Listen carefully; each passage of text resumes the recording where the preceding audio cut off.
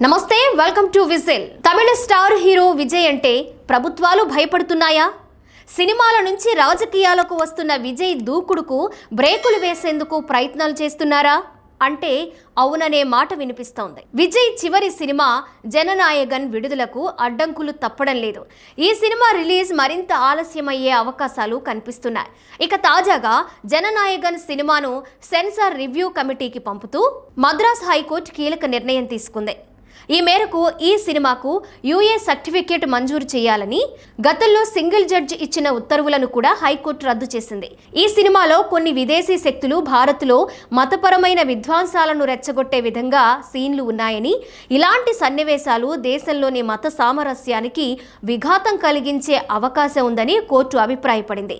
ఈ మేరకు చిత్రాన్ని సెన్సార్ రివ్యూ కమిటీకి రిఫర్ చేస్తూ తాజాగా తీర్పు వెల్లడించింది. ఇక తమిళ స్టార్ హీరో టీవీకే పార్టీ అధ్యక్షుడు విజయ్ నటించిన జననాయగన్ మూవీ రిలీజ్ ఇప్పుడు తమిళ రాజకీయాల్లో హాట్ టాపిక్ గా మారింది.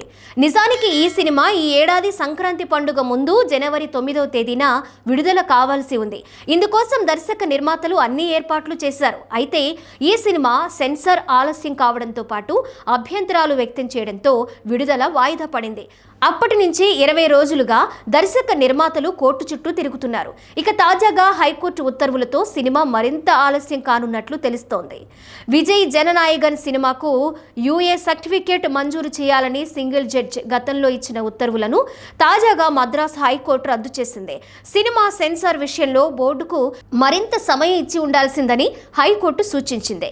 Central board film certificate CBFC నుంచి జననాయగన్ మూవీకి సర్టిఫికేట్ వచ్చే వరకు ఆగాల్సిందేనని మద్రాస్ హైకోర్టు తేల్చి చెప్పింది. ఈ మేరకు ఈ చిత్రాన్ని రివ్యూ కమిటీకి సిఫారసు చేస్తూ హైకోర్టు కీలక తీర్పు వెల్లడించింది.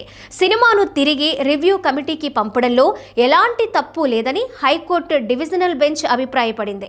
ఇక సినిమాలోని కొన్ని సన్నివేశాల్లో విదేశీ శక్తులు భారత్లో మతపరమైన ఘర్షణలకు పాల్పడుతున్నాయని, భారత్లో మత సామరస్యానికి ఇలాంటి సన్నివేశాలు విఘాతం కలిగిస్తాయని హైకోర్టు డివిజనల్ బెంచ్ స్పష్టం చేసింది. ఈ క్రమంలోనే జననాయగన్ మూవీకి యూఏ సర్టిఫికేట్ మంజూరు చేయాలని గతంలో సింగిల్ జడ్జి ఇచ్చిన ఉత్తర్వులను తాజాగా మద్రాస్ హైకోర్టు తోసిపుచ్చింది.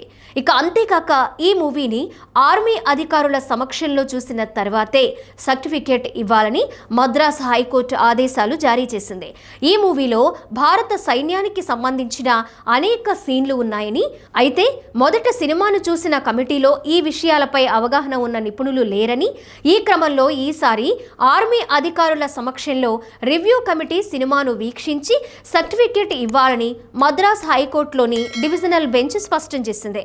ఈ పరిణామాల నేపథ్యంలో విజయ్ జననాయగన్ మూవీ రిలీజ్ మరింత ఆలస్యం కానుంది.